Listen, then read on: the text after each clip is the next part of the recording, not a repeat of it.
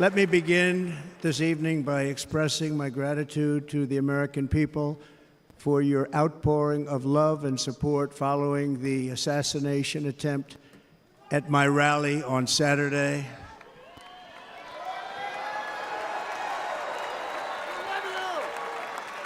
As you already know, the assassin's bullet came within a quarter of an inch of taking my life. So many people have asked me, what happened? Tell us what happened, please. And therefore, I will tell you exactly what happened, and you'll never hear it from me a second time because it's actually too painful to tell. It was a warm, beautiful day in the early evening in Butler Township in the great Commonwealth of Pennsylvania. Music was loudly playing, and the campaign was doing really well. I went to the stage, and the crowd was cheering wildly. Everybody was happy. I began speaking very strongly, powerfully, and happily because I was discussing the great job my administration did on immigration at the southern border. We were very proud of it.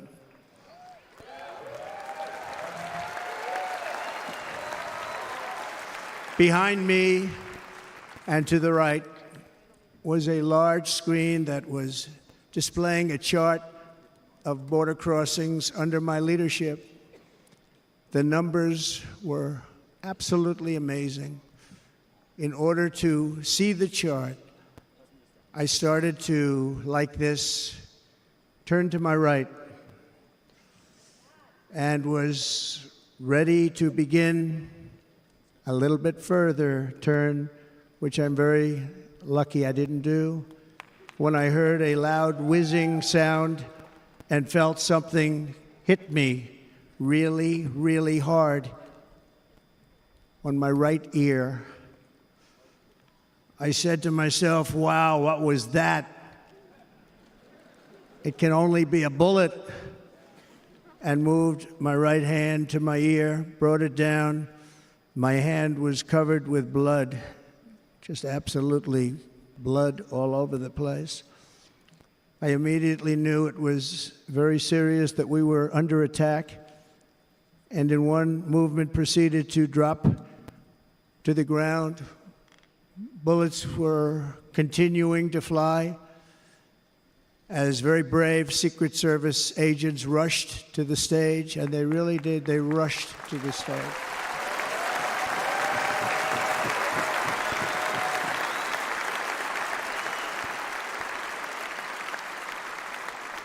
These are great people at great risk, I will tell you, and pounced on top of me so that I would be protected.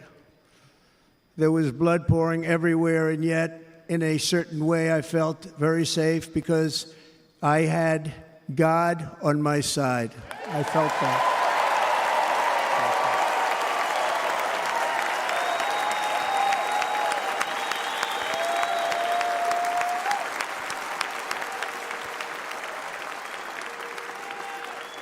The amazing thing is that prior to the shot, if I had not moved my head at that very last instant, the assassin's bullet would have perfectly hit its mark, and I would not be here tonight. We would not be together. The most incredible aspect of what took place on that terrible evening in the fading sun was actually seen later. In almost all cases, as you probably know, and when even a single bullet is fired, just a single bullet, and we had many bullets that were being fired, crowds run for the exits or stampede, but not in this case. It's very unusual.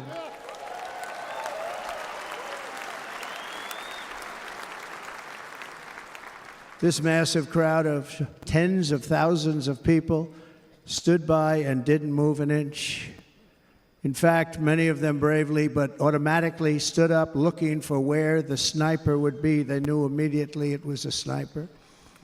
and then began pointing at him. You can see that if you look at the group behind me. That was just a small group compared to what was in front. Nobody ran, and by not stampeding, many lives were saved.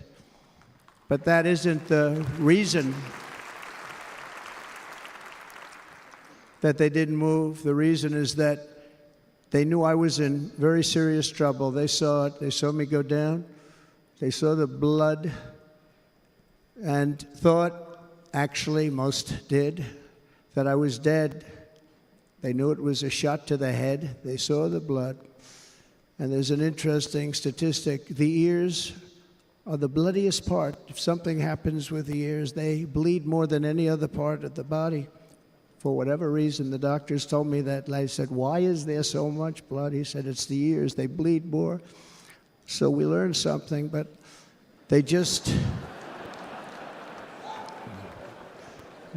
this beautiful crowd, they didn't want to leave me. They knew I was in trouble. They didn't want to leave me. And you can see that love written all over their faces. Incredible people. They're incredible people. Bullets were flying over us, yet I felt serene. But now the Secret Service agents were putting themselves in peril. They were in very dangerous territory. Bullets were flying right over them, missing them by a very small amount of inches. And then it all stopped.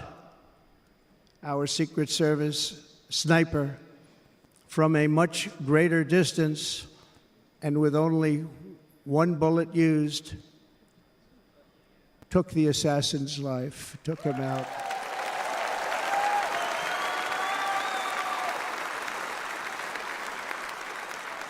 I'm not supposed to be here tonight. Not supposed to be here.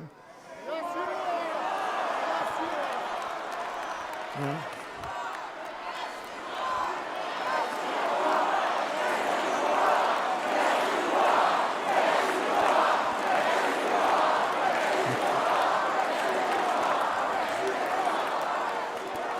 Thank you.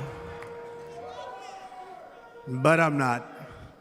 And I'll tell you, I stand before you in this arena only by the grace of Almighty God.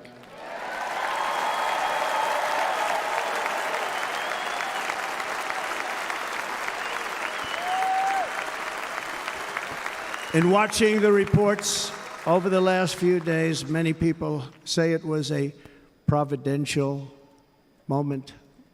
Probably was. When I rose, surrounded by Secret Service, the crowd was confused because they thought I was dead, and there was great, great sorrow. I could see that on their faces as I looked out.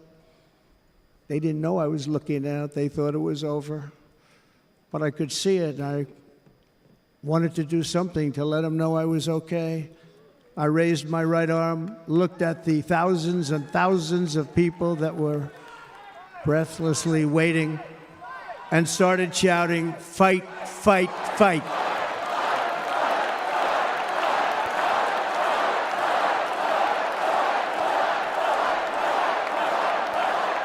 Thank you. Once my clenched fist went up, and it was high into the air. You've all seen that.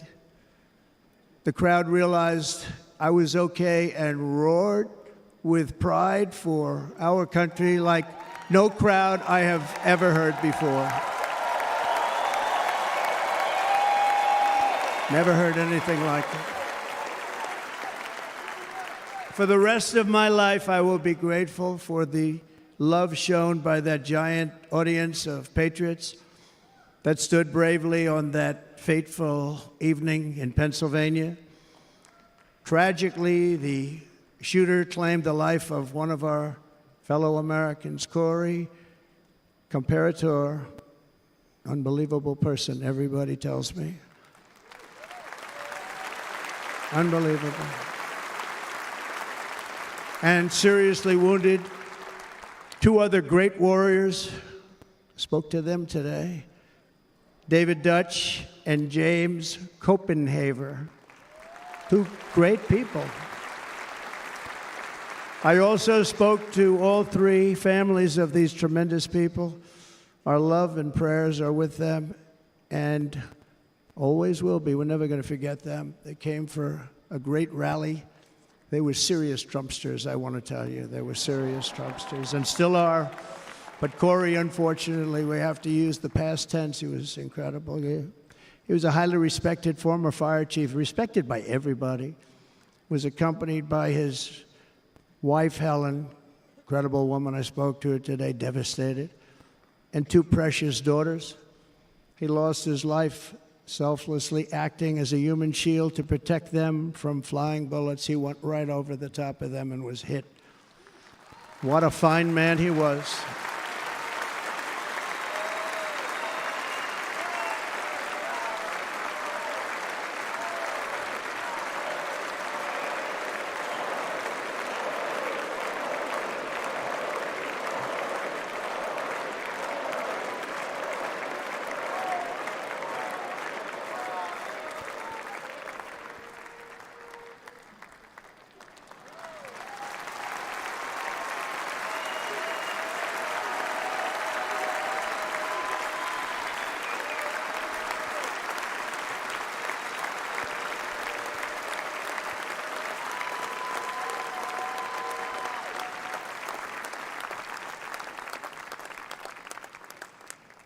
I want to thank the fire department and the family for sending his helmet, his outfit, and it was just something, and they're going to do something very special when they get it. But we did something which cannot match what happened, not even close.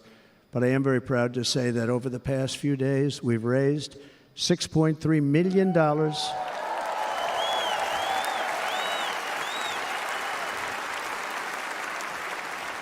for the families of David, James, and Corey, including from a friend of mine just called up. He sent me a check right here. I just got it.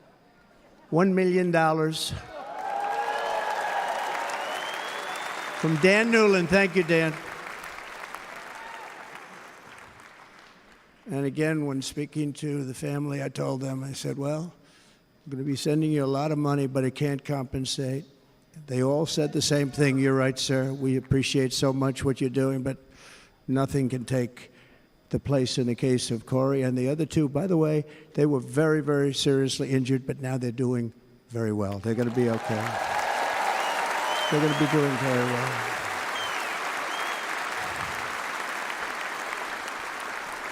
They're warriors. So now I ask that we observe a moment of silence in honor of our friend Corey.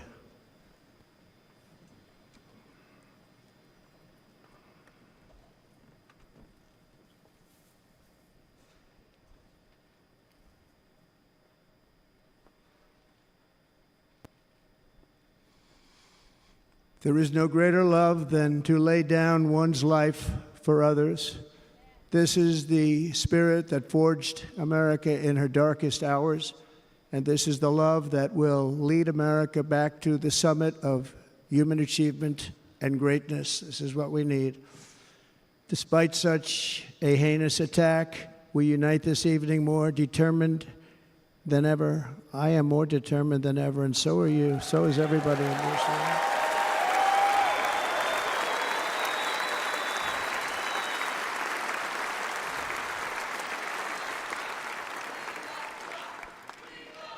Thank you. Thank you very much.